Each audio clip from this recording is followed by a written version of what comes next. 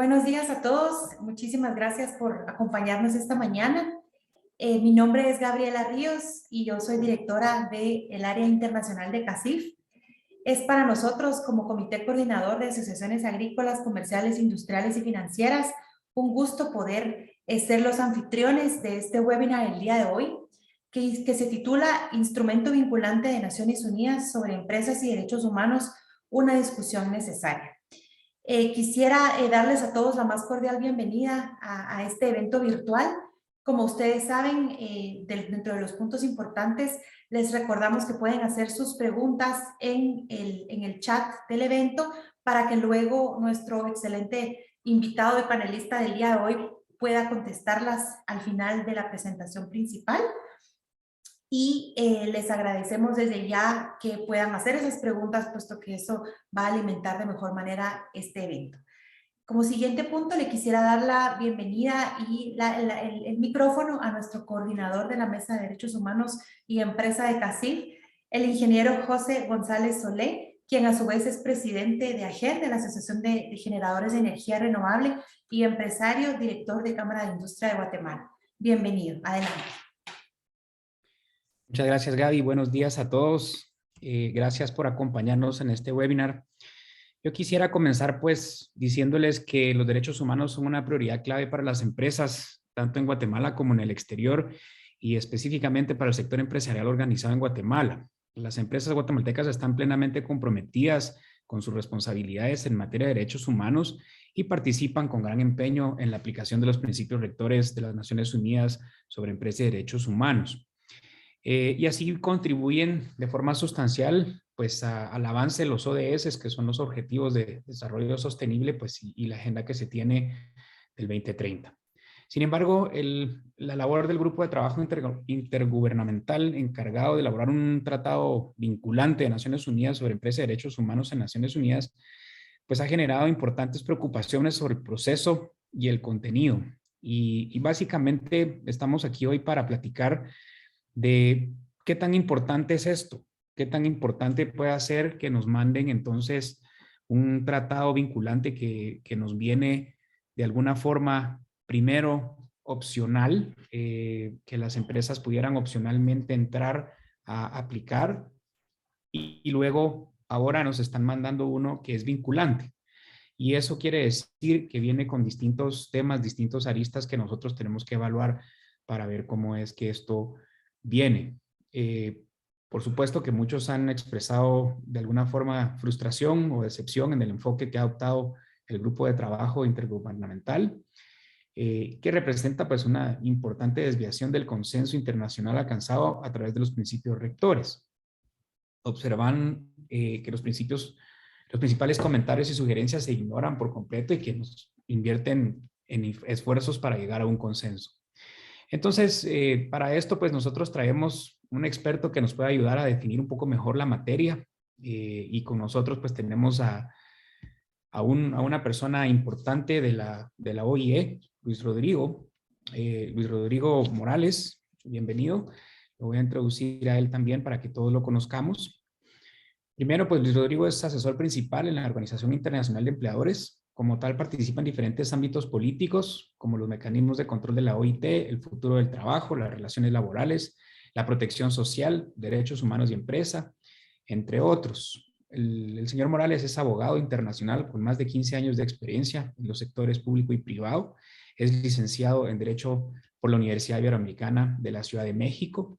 En el 2006 completó un máster en Derecho Internacional de los Negocios, cum laude, en la Escuela de Derecho de la Universidad Católica Ljubljana de Bélgica.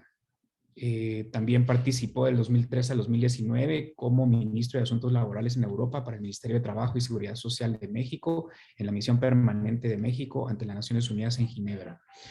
Entre 2015 y 2016, la calidad de representante gubernamental fungió como coordinador regional del Grupo de las Américas de la OIT y más tarde presidió el grupo gubernamental entre el 16 y el 17. Además, Luis Rodrigo participó como representante del gobierno en las negociaciones relacionadas con los acuerdos comerciales entre AELC y México y entre la Unión Europea y México, con un enfoque especial en las cláusulas relacionadas con el trabajo y la movilidad de las personas. Así que, Luis Leonardo, bienvenido. Muchas gracias.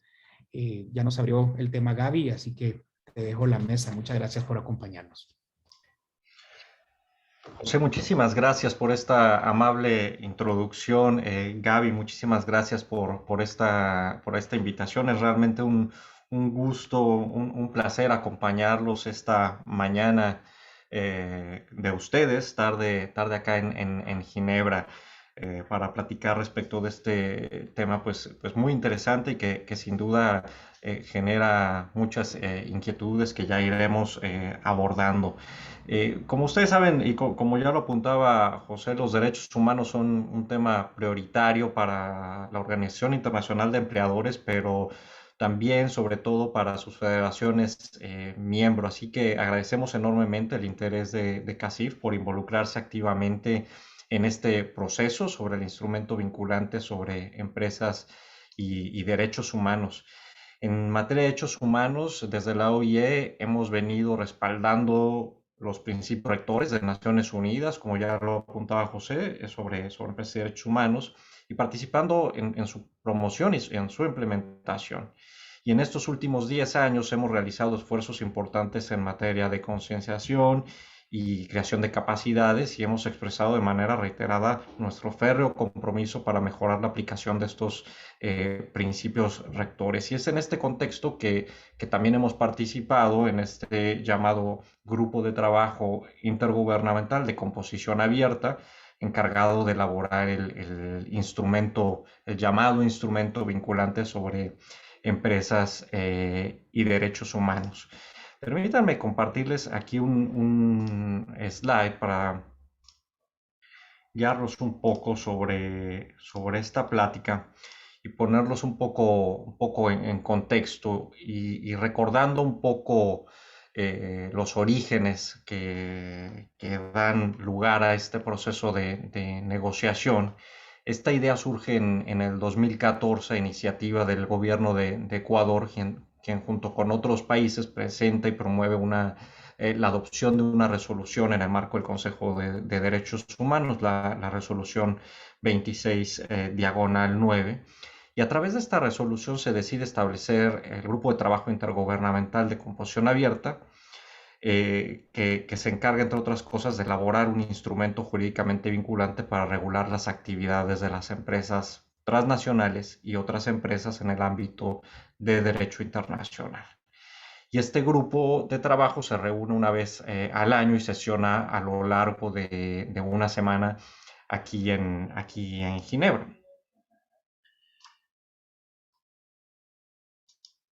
Este último periodo de sesiones, el séptimo de sesiones de este grupo de trabajo, en lugar del 25 al 29 de octubre de 2021, el pasado, para discutir sobre el proyecto PISA de tratado sobre actividades empresariales y derechos humanos. Todo híbrido, entonces estuvieron representadas por una parte por esta organización, por la Organización Internacional de Empleadores de manera presencial, y por el Consejo de Estados Unidos para los Negocios Internacionales, CIB, y en la sesión de apertura también estuvo presente la Cámara de Comercio Internacional, una foto de cómo se ve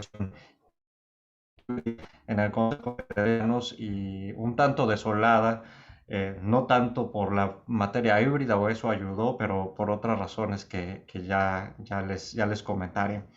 Ahí del lado derecho ven a la OIE participando de la reunión. Se trata de un proceso que desde sus inicios ya ha venido observando un gran desacuerdo sobre las principales disposiciones del proyecto de tratado, ya que en un afán de ir más allá de los principios rectores de Naciones Unidas, pues se ha ido desvirtuando, ha ido en un camino que desvirtúa los principios rectores y genera grandes preocupaciones para la comunidad empresarial y que debería también generar inquietud de los gobiernos en cuanto a su capacidad de implementación. Y el primer gran problema es que este proceso parte de la premisa que todos los estados están jurídicamente vinculados al mismo marco de derechos humanos. lo cual pues no es correcto. Si volteamos a ver el nivel de ratificación de los instrumentos de derechos humanos que ven ahí en el mapa, vemos que no todos los gobiernos han decidido obligarse en igual manera. Vemos ahí, por ejemplo, Guatemala ha ratificado 14 instrumentos y otros gobiernos han ratificado mucho menos, de 5 a 9 o menos instrumentos. Entonces, realmente no todos los gobiernos se deciden obligar en la misma medida en el marco internacional. Y en esta última reunión observamos que cada vez es menor el índice de participación entre los gobiernos. Inicialmente, cuando empezaron las reuniones en 2016, teníamos alrededor de 80 países participando.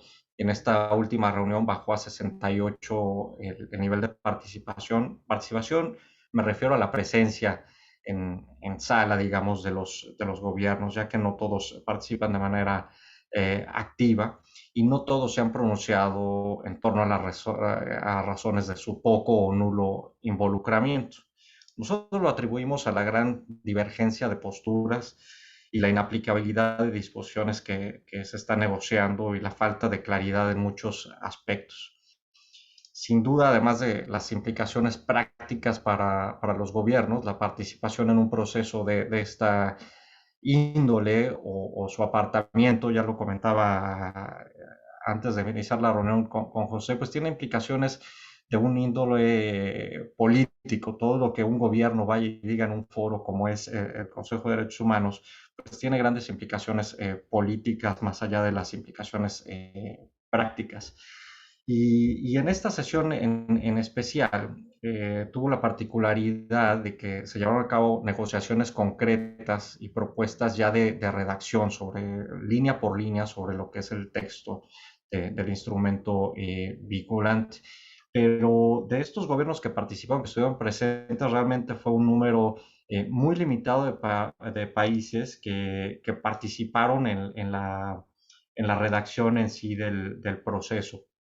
Y vemos, por ejemplo, que los países que lideraron la redacción del proceso, tenemos a Palestina con 90 comentarios o Egipto con 52 comentarios, y de ahí algunos países de la región como Brasil o Panamá que también estuvieron involucrados, o México, en la redacción. Pero no son muchos los países, como ven, de los 80 países que asistían inicialmente a las negociaciones, pues tenemos este reducido número de países realmente redactando el proyecto o este tercer proyecto revisado de tratado, que, bueno, como ya indicaba, sigue generando grandes inquietudes desde un punto de vista jurídico y desde un punto de vista práctico, tanto para los actores estatales como los actores no estatales. Eh, y realmente nosotros pensamos que al día de hoy este texto pues no sirve realmente para responder al objetivo principal que se busca o se buscaba con el tratado, que es mejorar la vida de los trabajadores en las cadenas globales de suministro.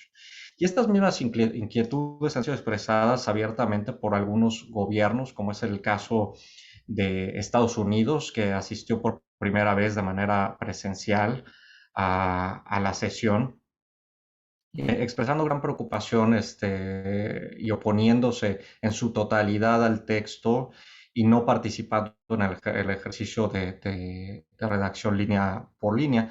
En el caso específico de Estados Unidos, destacaron como problemáticas las disposiciones sobre la jurisdicción extraterritorial y las amplias disposiciones sobre la responsabilidad entre otras disposiciones. De manera similar, la Unión Europea, aunque participa sin un mandato para negociar texto expreso, porque pues acude en representación de los países de Europa que participan también, pueden participar de manera independiente y que traen un mandato de la Comisión normalmente cuando participan en redacciones como tal, pues señaló también que el texto tenía que cambiar, el enfoque tenía que cambiar para que pudiera recibir el apoyo interregional, el apoyo de Europa. Es decir, dejó ver la falta de apoyo de Europa.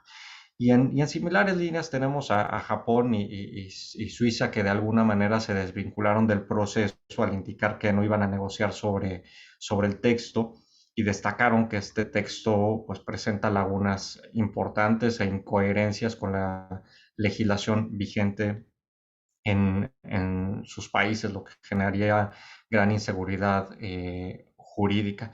Sin embargo, tenemos otro grupo de países que apoyan abiertamente el proceso, como es el caso de Bolivia, de Cuba, de Filipinas, de India, de Irán, de Pakistán, Palestina, Sudáfrica y Venezuela. Y este mismo grupo de países exige que este instrumento solo se aplique a las empresas transnacionales y no a las empresas nacionales. Pero volteando un poco a ver a la sustancia de este proyecto de instrumento, déjenme referirme a las principales áreas que suscitan preocupación desde una perspectiva empresarial. Me voy a referir a 5 principales áreas y luego entraré en el detalle de las disposiciones que se relacionan con esta. Y en primer lugar tenemos a que las empresas se señalan como responsables de las actividades realizadas en el seno de toda relación empresarial, inclusive las transacciones electrónicas. Y subrayo toda relación porque así tan amplio es el texto que se está presentando. En segundo lugar, el texto se centra en las empresas multinacionales y genera una laguna al excluir las empresas públicas y nacionales. Entonces, esto podría resultar en una gran disparidad, una inaplicabilidad de las disposiciones para las empresas del Estado. En tercer término, exige la responsabilidad por no prevenir los daños a los derechos humanos, sin exigir una conexión causal entre la empresa y el presunto daño, y amplía la responsabilidad a las personas físicas, lo que levanta el velo societario, es decir, los funcionarios de las empresas podrían ser también directamente responsables. Y atribuye competencias judiciales para presentar reclamaciones en países en los que la empresa puede no tener ningún vínculo y se opone de forma explícita a la doctrina del forum non convenience, es decir, un juez no podría rechazar la jurisdicción sobre una queja por considerar que no hay un vínculo causal. Y se permite al demandante elegir la legislación a aplicar, que no tiene que ser necesariamente aquella del Estado o del foro aplicable. Y en quinto lugar, un tema de soberanía estatal. El proyecto de tratado permite a los estados que no tienen jurisdicción sobre ciertas empresas o personas ejercer poder sobre estas y hacerlas responsables desde un punto de vista tanto civil como penal, de infracciones con las que no tienen relación, una vez más, de causalidad. Así que pues, nos preguntamos si los estados están preparados para imponer esto a sus propios ciudadanos, qué tan implementable es un texto como el que se nos presenta.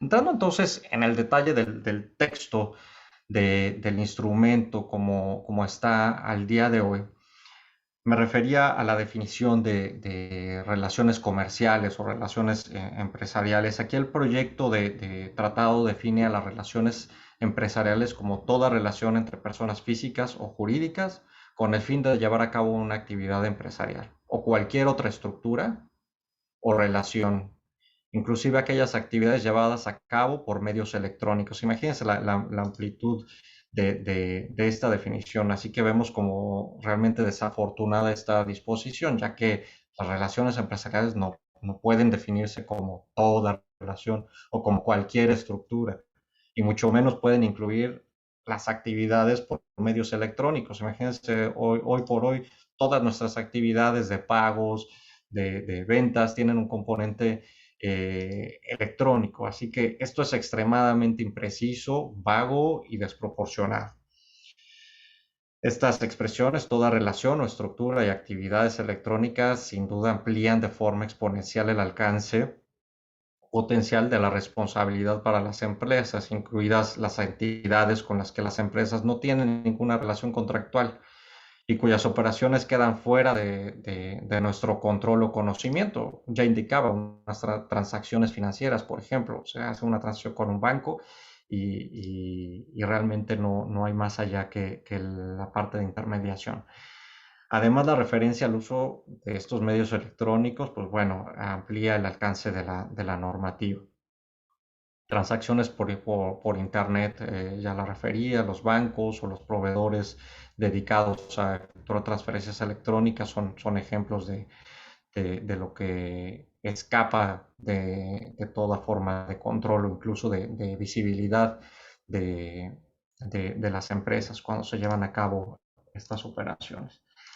Luego tenemos el ámbito de aplicación, en el que no existe un consenso sobre el ámbito de aplicación del tratado. En principio, estaba previsto que el tratado solo se refiriera a las empresas multinacionales.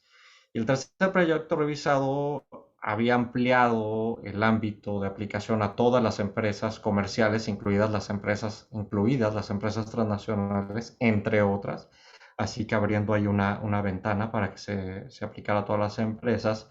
Sin embargo, en esta reunión el texto se volvió a limitar a empresas multinacionales y de una manera inexplicable crea una laguna que permite a los estados eximir a las empresas estatales y otras empresas de las obligaciones más onerosas del tratado. Así que en consecuencia, pues el ámbito de aplicación del tratado solo se centraría de manera efectiva en las empresas multinacionales y del sector privado.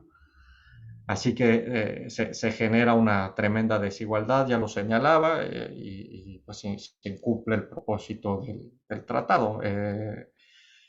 Imaginemos en un mismo estado una empresa que se dedica al mismo rubro, pero es enteramente estatal y una privada, y bueno, una empresa estatal que viola los derechos humanos no sería sujeta de seguimiento por este instrumento.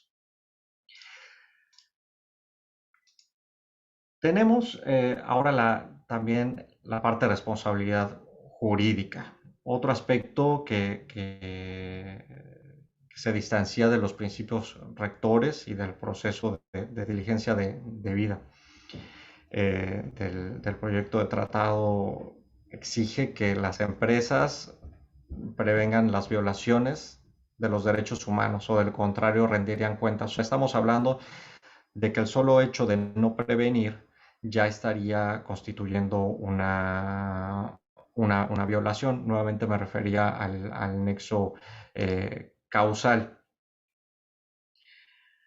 Aquí hay que recordar que los principios rectores definen de forma más idónea lo que es la diligencia debida en materia de derechos humanos como un proceso por el que las empresas adoptan medidas adecuadas en áreas de prevenir, mitigar y reparar las repercusiones sobre los derechos humanos. Los principios rectores no imponen responsabilidad por no prevenir un evento o suceso posible, potencial. Además, el proyecto de tratado pretende imponer también como requisito la existencia de garantías financieras para sufragar posibles reclamaciones de indemnización. En otras palabras, este borrador anticipa la responsabilidad civil sin haber determinado primero la causalidad de las empresas y nos impone garantías financieras para operar. Así es de que, y lo cierto es que la responsabilidad jurídica debería exigir como mínimo primero que el demandado por violación a derechos humanos haya incurrido en negligencia por derechos humanos de un individuo y segundo, que las consecuencias también requieran una reparación, es decir, la existencia de este nexo causal. Así que tenemos una disposición de amplio alcance en materia de responsabilidad en cadenas de suministro que pudieran conllevar a consecuencias pues, realmente contraproducentes si fuera de nuestro alcance, al grado de que empresas transnacionales tendrían que abandonar o se cuestionarían la presencia en países con situaciones difíciles en materia de derechos humanos si se les considera automáticamente responsables de todo efecto adverso sobre el terreno, además de la capacidad que ya indicaba para otorgar garantías financieras para cubrir posibles reclamaciones, pues que realmente no son viables y representan un gran obstáculo para cualquier actividad comercial o de inversión.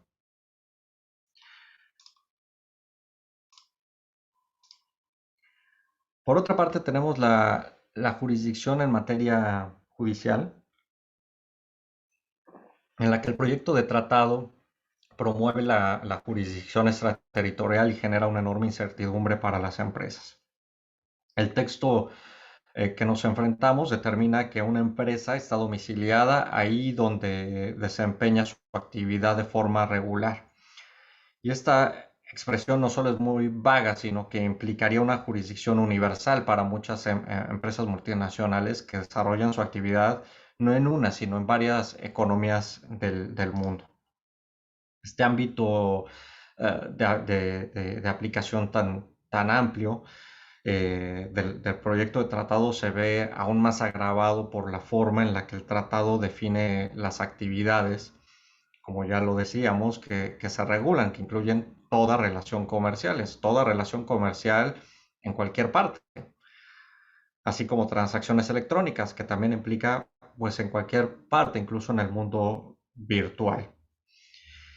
Y el nuevo borrador también parece permitir la jurisdicción concurrente en el país donde se haya producido el daño, el país de origen donde se encuentra la empresa o incluso en un tercer país.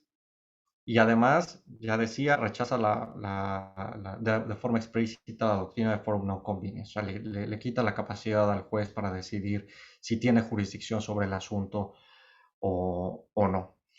Así que desde nuestro punto de vista, el hecho de centrarse en la jurisdicción extraterritorial, pues no refuerza, sino por el contrario, socava el acceso a los mecanismos de reparación en la gran mayoría de los casos y genera importantes inquietudes sobre la soberanía estatal. Tenemos además otros aspectos que no voy a abundar tanto en aras del tiempo, pero es importante señalarlos y, por ejemplo, uno de ellos es la inclusión de derechos medioambientales y cambio climático, respecto del cual la realidad es que pues existen otros instrumentos que ya lo regulan y al igual que los instrumentos de derechos humanos, pues no todos los gobiernos han decidido obligarse a los mismos. Tenemos una inversión de la carga de la prueba, lo cual pues da lugar a una multiplicidad de quejas que pudieran enfrentar las empresas y después que pudieran incluso ser injustificadas o sin evidencia suficiente, pero que desde ya implicarían un costo financiero para una empresa para defenderse o un daño reputacional, incluso aun cuando no existan bases para una queja. También se incluyen acciones colectivas que pues no en todos los estados están reguladas, por lo menos, por ejemplo, en los países europeos no hay disposiciones que permitan o que regulen las acciones colectivas. Y tenemos también un aspecto de cabildeo en el cual se pretende prevenir que el sector privado que tiene intereses sobre el cumplimiento de derechos humanos, pues cabildee, digamos, en la aplicación o regulación de, de estos temas, lo cual pues es contrario totalmente a cómo funcionan las cosas hoy por hoy, en donde vivimos en un mundo en las que las políticas que inciden en nuestros intereses pues no deben de ser consultadas.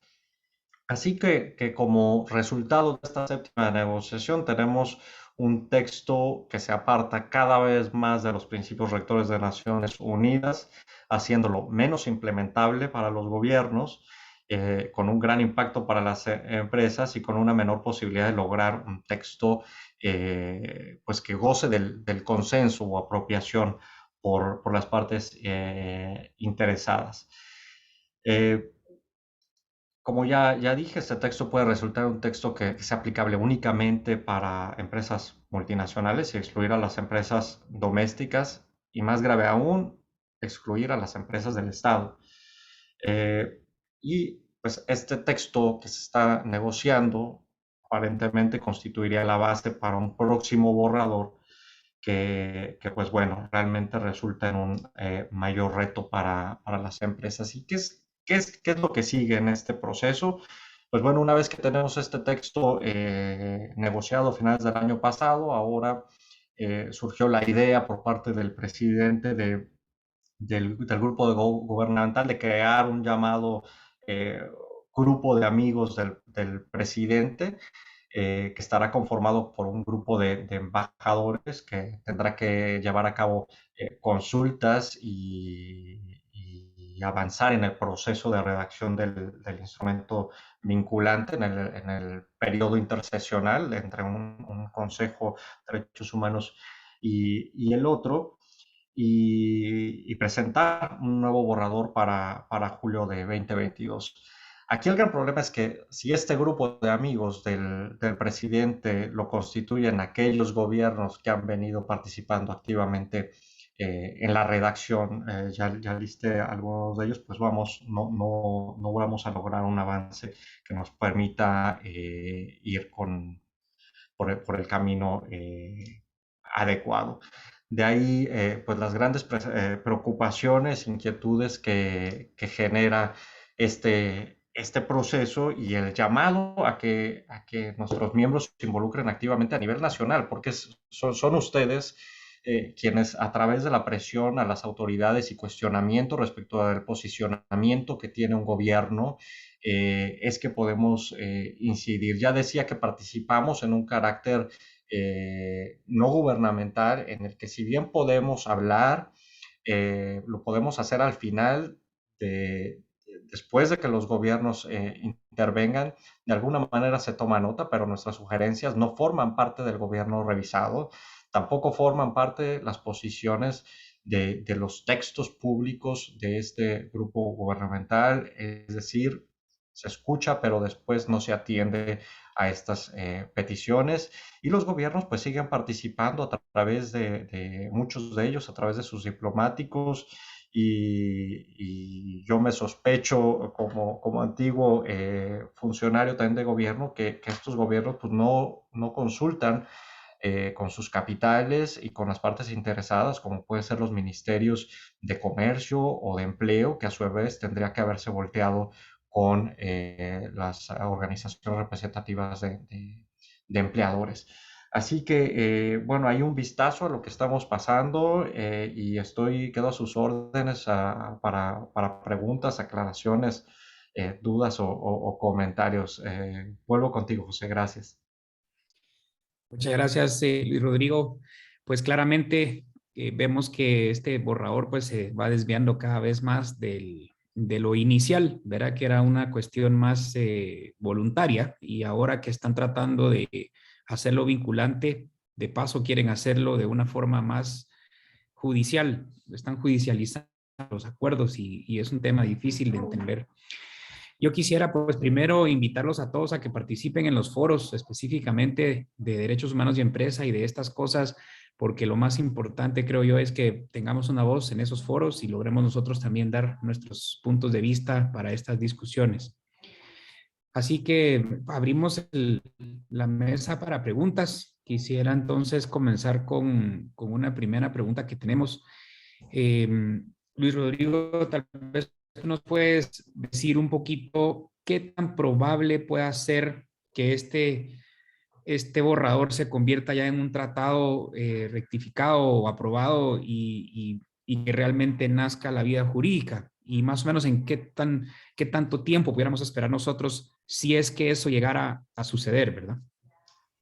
Gracias, José. Mira, es un proceso que avanza a una velocidad que es un poco impredecible, pero lo cierto es que hay una gran probabilidad de que veamos en el futuro un instrumento, y esto debido a la gran carga y presión política que tiene un Estado frente a un tema tan importante como son los derechos humanos. El hecho de pronunciarse en el Consejo de Derechos Humanos en contra de un instrumento sobre derechos humanos, pues tendría una carga altamente política. Entonces, hay grandes probabilidades de que vaya adelante.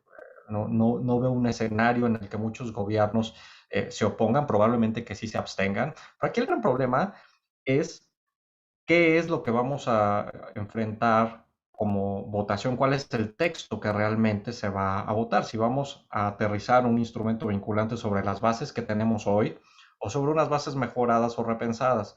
Ojalá y haya un redireccionamiento de este proceso para que realmente pues eh, enfrentemos un texto y es su naturaleza de tratado. Bueno, recordemos que al ser un tratado tendrá que ser también ratificado por los estados para que les sea aplicable, ¿correcto? Sin duda, el simple hecho de que sea aprobado o que fuera aprobado en este marco del Consejo de Derechos Humanos, pues ya sienta unas bases y un precedente importante para que se ejerza una presión sin precedentes a los gobiernos, para que cambien legislaciones, para que se alineen a un instrumento a pesar de que lo hayan o no ratificado. Estaremos frente a una presión sin precedentes por parte de las organizaciones no gubernamentales. Hemos visto y lo estamos viviendo todos los días en la negociación para ir en este sentido y aplicar de manera extendida o desvirtuada los principios rectores de Naciones Unidas, que son otro instrumento en el cual realmente podemos acompañar. Y ya decías que trae un componente de voluntariedad y de participación activa del sector empresarial.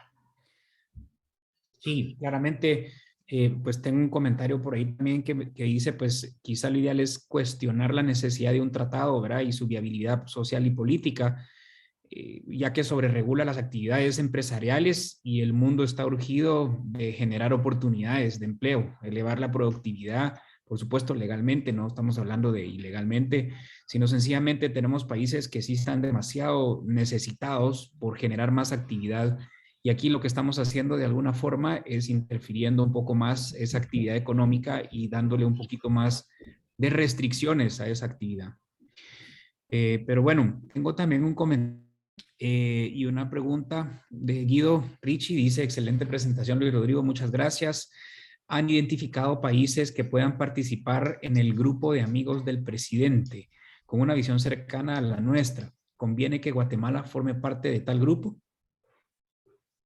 Claro, excelente pregunta de Guido, que por cierto espero verlo próximamente aquí en el Consejo de Administración en Ginebra, me dará mucho gusto. Sin duda hay países que podrían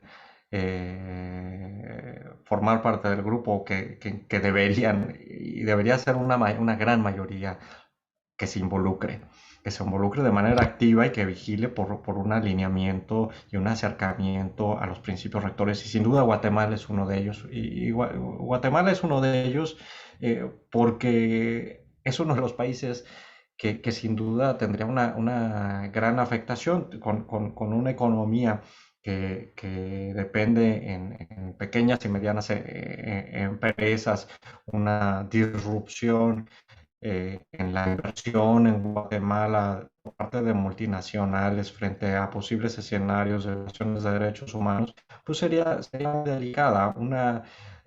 Reformas que pongan más presión en el sector empresarial no es lo que necesita Guatemala, no es lo que necesita Latinoamérica, ni muchos de los países, más en un contexto de recuperación económica. Lo que necesitamos es inversión. Claro, y eso es lo que le da la vuelta al motorcito económico y genera esas oportunidades, por supuesto, ¿verdad? Em, pues no tengo ninguna otra pregunta por el momento. No sé si alguien, están un poco tímidos los participantes, veo. Vamos a ver. Tengo otra pregunta, vamos a ver. Dice, ¿cuáles son los tiempos que vemos en función del avance de la discusión del tratado? ¿Verdad? Es decir, cómo va avanzando. Bueno, ya decía que vamos a enfrentar un nuevo borrador, dependiendo del resultado o del éxito o fracaso de este grupo de amigos de presidente. Nos vamos ahorita a una próxima sesión en el verano y bueno, es un poco impredecible, pero podemos ver un resultado de aquí a un año.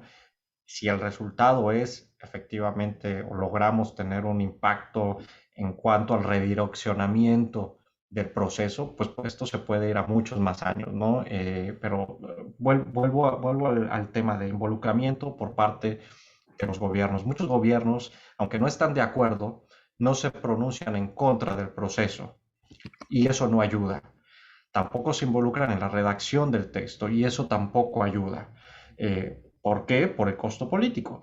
Pero si logramos que de una manera constructiva gobiernos como el de Guatemala, incididos o influenciados por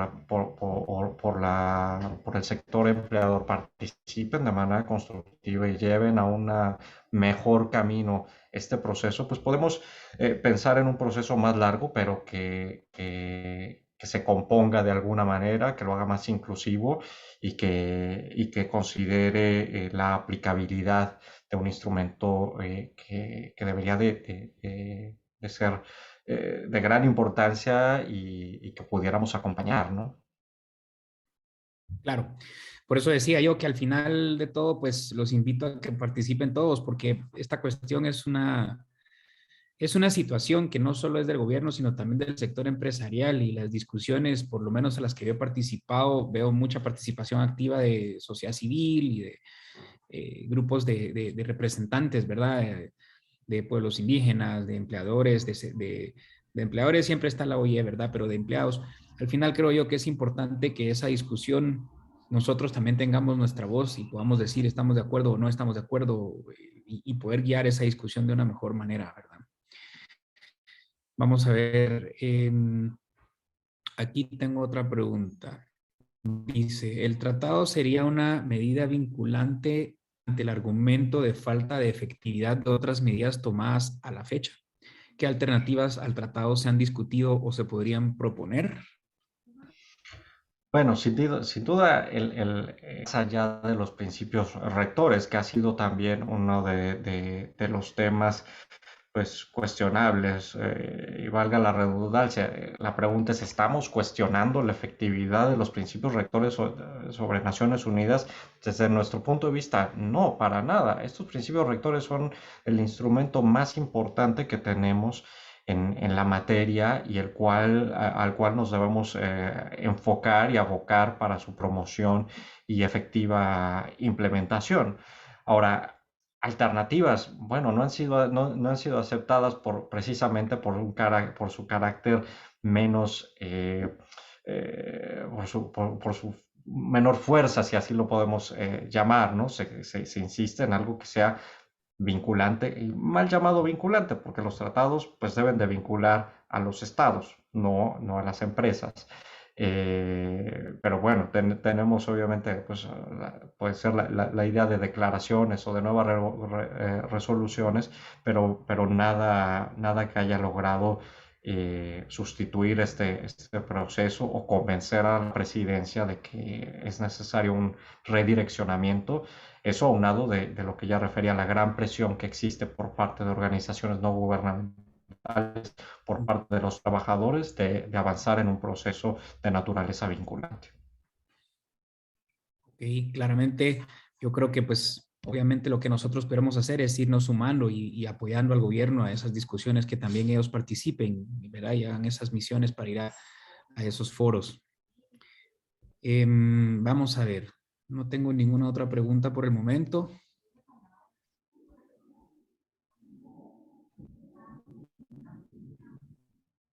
No sé, Gaby, si ya tenemos alguna otra, yo creo que no veo más en el chat. No, no tenemos ninguna otra en el chat. Aquí Yolanda puso una pregunta en el chat.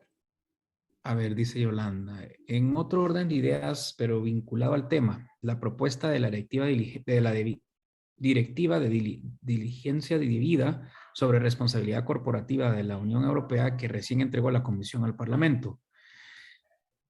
Este es el Corporate Sustainability, creo que es el que está hablando Yolanda, si no estoy mal. Sí, sin duda. Bueno, no, se está refiriendo a la manera en que la Unión Europea está anticipándose a un escenario de regulación de diligencia debida en términos que considera más apropiados. Y lo estamos viendo dentro de la Unión Europea, y lo estamos viendo en otros países que ya empiezan a regular la diligencia debida con distintos alcances y con capacidades distintas por parte de los estados. Tenemos Alemania también regulando, Francia regulando, y bueno, sin duda la directiva de la Unión Europea. Hay que entender también que la naturaleza, el contexto de Europa, pues no es el mismo contexto de Latinoamérica, las capacidades son distintas y la forma de regular tiene que ser distinta, pero sin duda representan señales de que esto tiene que abordarse a nivel y en los contextos nacionales por parte de los estados. Podemos contar con marcos flexibles que nos orienten, pero ya para eso ya tenemos los principios rectores. Y vamos, creo que es un buen ejemplo y un excelente comentario de Yolanda. Voltear a ver lo que está sucediendo en otros países, sin duda es interesante. Con sus cuestionamientos también, cada regulación tiene y ejerce presiones distintas sobre las empresas, pero bueno, Ahora, Luis Rolando, tal vez una pregunta de mi parte. ¿Cómo hacemos nosotros como sector privado para apoyar más? O sea, yo sé que hay que participar en los foros, hay que leer los borradores, hacer comentarios, pero ¿qué más podemos hacer como sector privado para involucrarnos un poco más? ¿Cuál sería el camino para nosotros poder apoyar más? Yo creo que hay un par de cosas o tres cosas que pueden hacer. El primero creo que ya lo están haciendo y es este ánimo de estar informados, de conocer el texto, de saber sobre el proceso. De ahí los invito a ver los documentos que la OIE ha producido, los informes sobre las sesiones de negociación, nuestro posicionamiento respecto a cada uno de los párrafos y la última guía que preparamos para hacer el cabildeo con los gobiernos. Segundo, pues cuestionar a nuestras autoridades cuál es su posición, por qué se han pronunciado, en qué sentido o por qué no se han pronunciado y cuál debería ser el posicionamiento. Y una tercera idea probablemente es, una vez entablado ese acercamiento, pues establecer mesas de diálogo y debate con las propias autoridades para que puedan transportar estas inquietudes al posicionamiento que eventualmente traigan sus gobiernos. Y es importante este cuestionamiento porque ya decía que muchas veces nosotros como empleadores, pues nuestra relación es con los ministerios de trabajo o ministerios de comercio, pero no necesariamente con los ministerios de Relaciones Exteriores, que son los que finalmente van a dar las instrucciones para que los diplomáticos vengan y presenten un posicionamiento que hoy por hoy pudiera acercarse a los principios de derechos humanos de un Estado, pero no necesariamente a los intereses económicos que deben de estar respaldados por el sector empresarial. Así que me parece importante este diálogo a nivel nacional y presión sobre las autoridades para que den explicaciones sobre sus procedimientos, su posicionamiento o no posicionamiento. Claro, buenísimo, buenísimo. Y otra pregunta, a nivel regional, tal vez a nivel Latinoamérica, ¿existe algún grupo conformado de trabajo en paralelo para el sector privado u otro para analizar todo esto y ver si nos conviene unirnos o cómo sumarnos ahí? Bueno, sin duda a nivel regional resulta interesante el debate. Hoy por hoy no hay un foro empresarial a nivel regional como tal, más allá del diálogo que establecemos a través de la OIE, al cual constantemente invitamos por regiones a informarlos y a participar de estos procesos en los que ha participado sin duda de manera constructiva CACIF y que los deberemos seguir haciendo y lo haremos para que se transporte un interés regional. Ok, tengo dos más. Vamos a ver, en la misma línea filosófica de los principios rectores y para el caso de Guatemala, hemos ido avanzando en la promoción de los principios rectores y la debida diligencia a través de las creaciones, pues, de políticas gremiales, ¿verdad? ¿Cómo podemos hacer más visibles estas buenas prácticas ante las organizaciones internacionales? Bueno, yo creo que es una pregunta muy importante porque sin duda resalta lo que ya decía, la importancia de la atención que se le da a nivel nacional al tratar los derechos humanos y las acciones concretas que están llevando a cabo los gobiernos. Y esto, la principal responsabilidad de promoción es de los propios estados que deben de defender su visibilidad, correcto, ante las instituciones y organismos internacionales. Y nosotros como empleadores, también en el marco de foros internacionales, pues trasladarlas. Nosotros lo hacemos desde el punto de vista empleador, obviamente a través de las vías de comunicación que tenemos y cuando hay oportunidad en los debates que se establecen en el foro multilateral. Así es de que sin duda hay que seguir haciéndolo. En México decimos cacareando el huevo, porque son grandes productos que sin duda denotan acciones muy importantes. En el marco de OIT lo hacemos, por ejemplo, en el caso de Guatemala, todas las acciones que van encaminadas a cumplir o a mejorar la situación de los trabajadores en Guatemala, que directa o indirectamente relacionadas con el tema de derechos humanos, pero muchos de ellos establecidos a lo largo de una relación importante de Guatemala con los mecanismos de control, el establecimiento de hojas de ruta, su cumplimiento y las acciones encaminadas a su cumplimiento. Todo esto tiene un gran impacto en la observancia y defensa de los derechos humanos que sin duda son trasladados aquí al foro internacional. Muy bien, creo que tenemos espacio para una última. Eh, Esta me parece interesante. Dice, si el papel de los gobiernos es proteger los derechos humanos, y efectivamente, pues nuestra Constitución lo tiene como un artículo, creo que es el número 1, ¿verdad? Que es proteger a la vida. Dice, ¿este texto minimiza el rol de los gobiernos respecto a los derechos humanos o cómo lo afecta? Sin duda yo creo que lo minimiza y pretende trasladar esta responsabilidad o al menos la confunde. ¿Cuál es la carga que hay que poner en la responsabilidad que tiene el Estado de proteger y nosotros como empresas de respetar? Se está borrando esa línea que es muy clara en los principios rectores de derechos humanos de Naciones Unidas y eso es muy delicado. Eso es un punto. Y el otro punto ya me refería yo a la intención de varios gobiernos de evadir la responsabilidad del Estado respecto de las empresas estatales. ¿Cómo es eso de que el principal actor o quien debe de dar el ejemplo en torno al respeto y protección de los derechos humanos no le es aplicable este instrumento y puede evadirse de las responsabilidades que conlleva? Claro, no, está clarísimo. Y nosotros, pues como iniciativa en CACIF y en AGER, que es la Asociación de Generadores con Energía Renovable, hemos hecho un convenio en el que vamos a sacar un observatorio de derechos humanos y ahí vamos a tratar de ser vinculantes, vamos a ser vínculos, no vinculantes, sino vínculos entre las violaciones de los derechos humanos con afectaciones a la actividad económica y eso lo queremos evidenciar un poco más. Pero bueno, Luis Rolando, muchas gracias, perdón, Luis Rodrigo, muchas gracias por el tiempo que nos has dado. Yo agradezco mucho el espacio y tus conocimientos. Por supuesto que seguiremos en contacto. Yo creo que es importante volver a reiterar el llamado a todos a que participemos en esos foros y de alguna forma hagamos esas comisiones, involucremos también al gobierno nuestro, porque también ellos como bien dijiste, hay muchas pláticas con el Ministerio de Economía, de Comercio, pero se nos olvida la Cancillería, ¿verdad? Que es el Relaciones Exteriores quien realmente lleva la bandera y da las instrucciones cuando van a esos foros. Así que muchas gracias. Gaby, regreso contigo.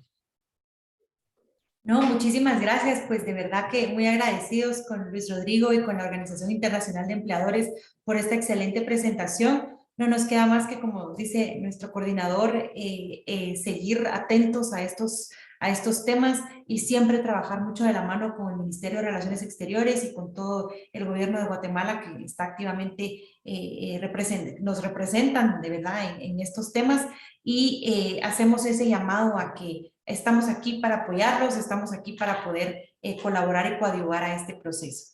Muchísimas gracias nuevamente a todos por su participación. Ha sido un gusto compartir con ustedes esta mañana, especialmente igual a Luis Rodrigo por su participación el día de hoy. Saludos hasta Ginebra y muchísimas gracias por su tiempo y un muy buen día para todos. Muchísimas gracias por acompañarnos. Muchas gracias a ustedes y felicidades a CACIF por su enorme compromiso con los derechos humanos. Muchas gracias. Gracias. Muy buen día a todos. Hasta Buen luego. día y buen día a todos. Muchas gracias.